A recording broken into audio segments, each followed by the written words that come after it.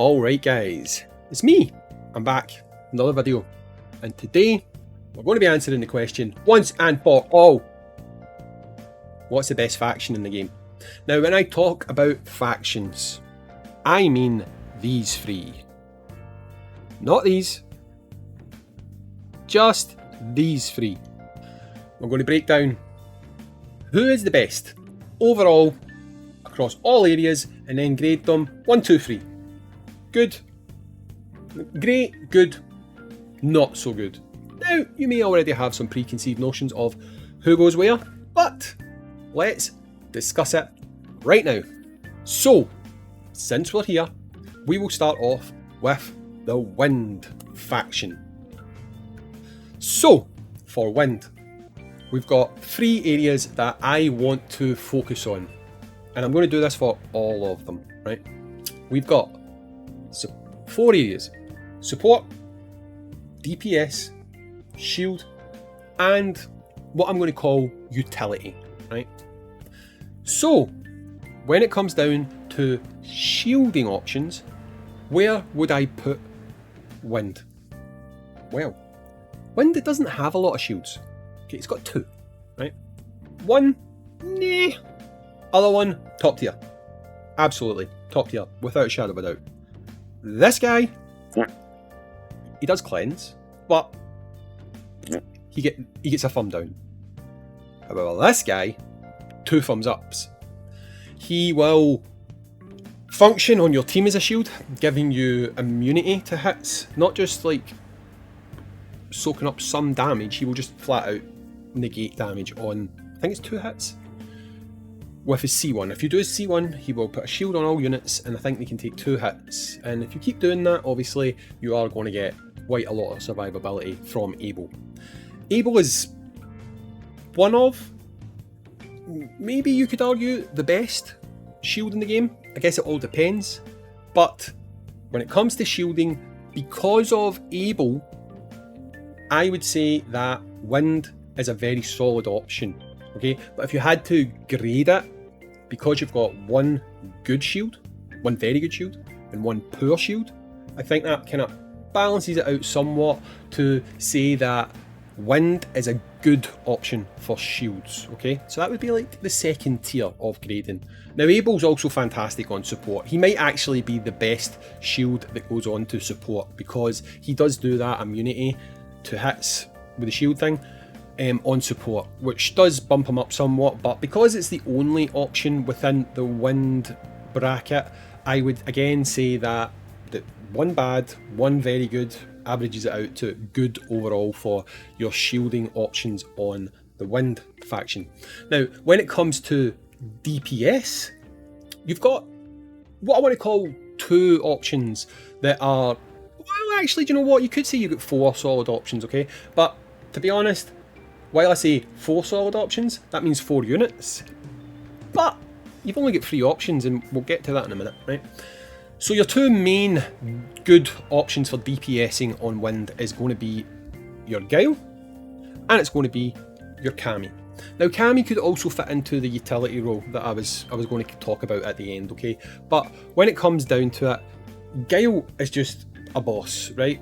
He does a lot of damage with his 2 AoE attacks, his super and his C3. However, he can be a little slow, right? Which is why you'll find a lot of people in events and stuff like that actually work a system where they don't consistently use him for the super. They might start with his super, end with his C3, and then quickly alternate to something like using Viper to do the super and then finish with his C3, because the time between the animations can make a lot of difference, and that is something you will come to find in this game. Animation time can really affect combos and how many combos you can do, and overall it can affect the damage output. So sometimes not using Gale for his super and C3 can be more beneficial to you, okay? Now with regards to Cammy's pretty slept on. She's probably going to be the next unit I talk about in the Master Series, so I won't talk about her too much just now, but let's just say she can do a lot of damage, she can do armor break, and honestly, she is a fantastic unit when it comes down to DPSing, okay? Now, there is other DPS options, but would I put them on the same kind of here as these two, I probably wouldn't, okay? So with regards to DPSing, I'd probably say that this is great, okay? They have great options within the Wind faction, right? Next up, we're going to talk about support, and I think this is really now where this unit, this faction stands top, okay? Because you've got two really solid support units within the Wind faction. You've got Poison, who I think we all know about by now. Fantastic unit, boosts your damage, crit, all that type of stuff. Really, really solid unit to have on your team when you're bossing. But you've also now got Summer Elena, who is going to not only heal you, she's going to give you buffs and stuff like that as well, cleansing, increased damage. She is a fantastic unit, and I think those two units combined probably mean that Wind takes the best support kind of role within all of the factions. I don't really think I need to spend too much time talking about it. I think it's a kind of a hands down win for them on that one.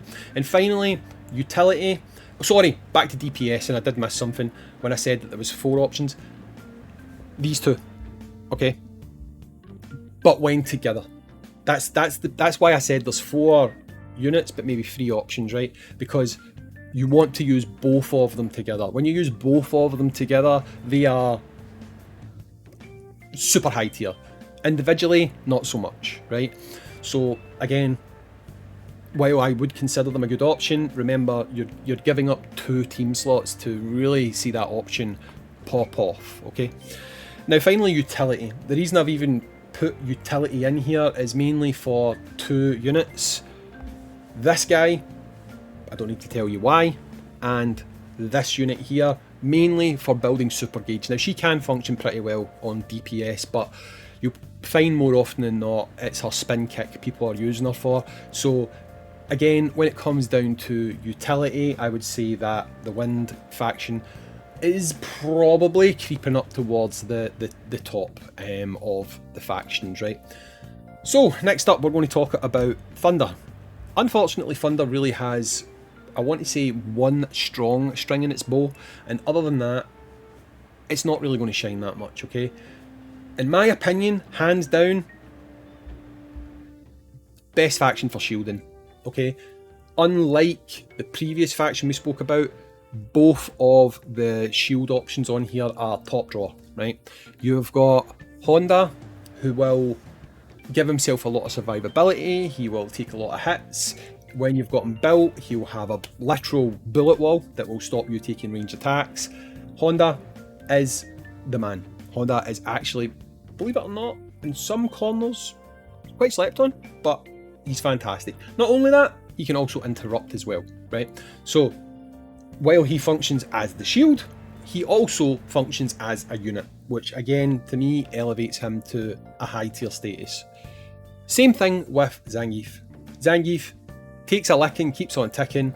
Not only that, he also is the key to beating some of the hardest units in the game, because he will nullify passives. With his C2, if you watch the Master Series, I've already done a video on Zangief, he will literally switch off passives for bosses, PvP enemies that you're fighting, like, for example, Sagat,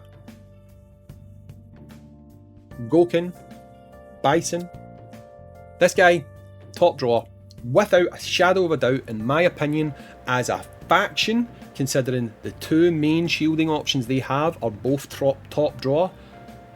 Thunder, hands down, takes it. They 100% take it as the top faction when it... Go away, AliExpress. Oh, Jesus Christ, I've bought too much stuff. Top faction when it comes to shields. No one comes close to them, okay? Out of the standard factions. That is where we start to drop off, however, right? Because when it comes to support, she's great. She's great. She is great. But that's about it. There's nothing else really on here that would be a unit that I would say that is fantastic for support. The way that the previous faction Wind had more than 1 unit that could perform support functions, Elena stands alone, right?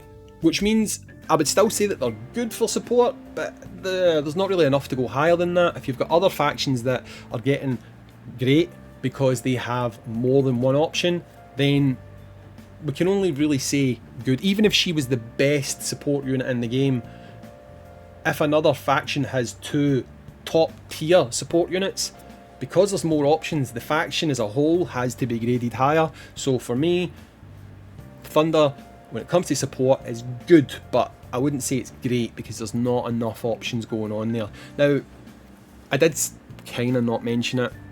You've also got this option for shielding. I don't like her, some people do like her.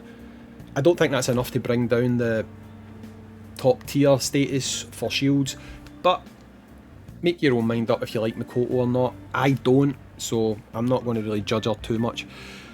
When it comes to DPSing, you do have options on here, right? You've got Poison, which is another unit that's very slept on. She takes a lot of investment, a lot of work and a lot of manual play, but she can be an actual top drawer DPS. You've also got Madryu. Madryu, again, very good early game, not so good late game. However, he can still have his uses, okay? But because he's mainly single target focused, you won't get the same kind of mileage out of him that you can out of other units. Again, same with Mummy Dalsim. As the game evolves, Mummy Dalsim might start to see more use, because I think he's going to benefit from having other units that can do what he does, like poisoning and stuff. I just think right now he is decent but not great. So when it comes to DPS options, it's just kind of mid-tier for these guys. There's not enough, I think, to push them up to like the higher tiers of are they great for DPS options. And the same thing kind of goes for utility, in my opinion. Now again, maybe I'm slightly tainted by my own bias here, but the only real option that I would put on there as being good for utility would be this guy, and the main reason for that is because when you've got him built, he can do interrupts. Just by standing there, he can do interrupts, which can be absolutely vital, don't get me wrong. So it is a great utility to have, but again, weighing things up outside of the factional tower, are you going to use Blanca solely for that chance at interrupting? In things like PvP, it can be great, but if it doesn't trigger, then it's not so great.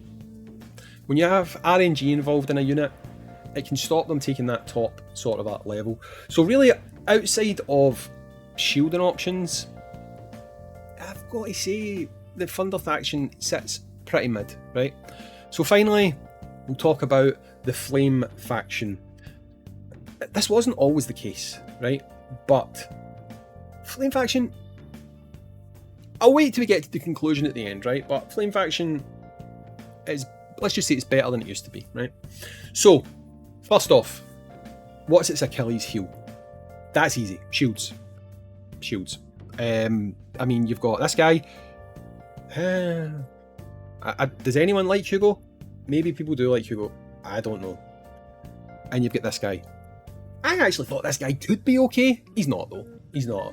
DJ is just not good. It pains me to say, I did this because I thought, you know what, well, I mean, increases effectiveness of shields by 25%, maybe that works quite good. It doesn't. It doesn't. It's not good. He's not good. Big thumbs down when it comes to Flame for their shields. I'd say that's the only major thumbs down that they get though, right? So, where does their strengths come into play? They have a very good support option, but only one, in my opinion. This guy. Great unit. Absolutely fantastic unit. He will keep you alive, he will heal you because his shields grant healing as well. I don't know if people have noticed this or not. He will also provide damage, increases, buffs, whatever you want to call it. He will really help you. Again, but like Elena, because it's the only one, I would say it's good as a faction, but not great. So it kind of ties with Wind in that regard, right? When it comes down to DPS options, it just completely smokes the competition now. Just like nothing comes close. It just absolutely smokes the competition. First up, you've got Viper. Top tier unit, attacks the rear, does so much for you. Absolutely spectacular unit.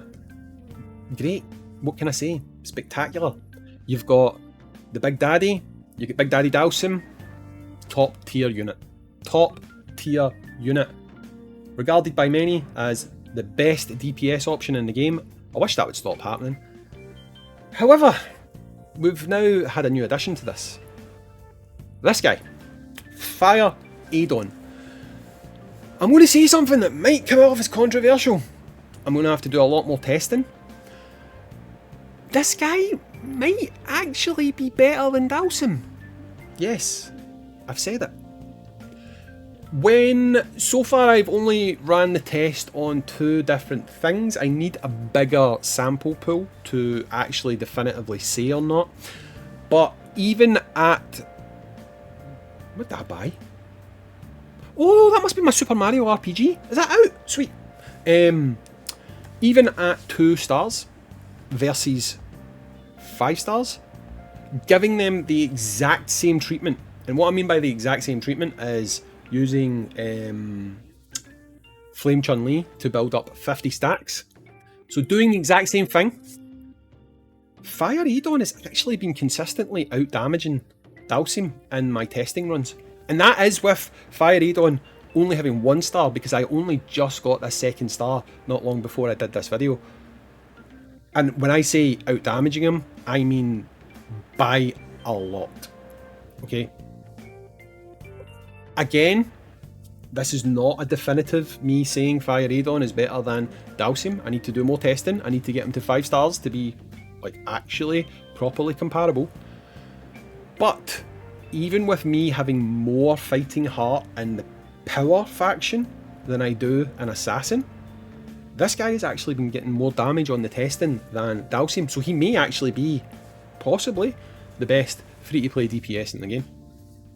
But we'll need to see. So I think, without even talking about anyone else, it's pretty damn clear that when it comes to DPS options, Fire is far and away the best in the game. Like, by far and away the best in the game. Easily. Easily. So that only leaves us with utility. And when it comes to utility, we've got a few things we need to talk about here. We've got this man. Great. I'd say that utility-wise, he is one of the best because his utility does not only extend to the Fire faction, because we do have other Fire characters that are not part of the Fire faction, i.e. Akuma, who will do flame damage, and if he's on support, he will increase that flame damage. On support, he will make Akuma's C2 hit for more damage, right? That makes him quite good from a utility standpoint. You've also got these guys who are essentially coming in free to do additional damage. Why am I not putting them as a DPS option? Mainly because I feel like depending on your setups, they actually might function better for you on a kind of assisting the DPS role, you know, rather than leading with them.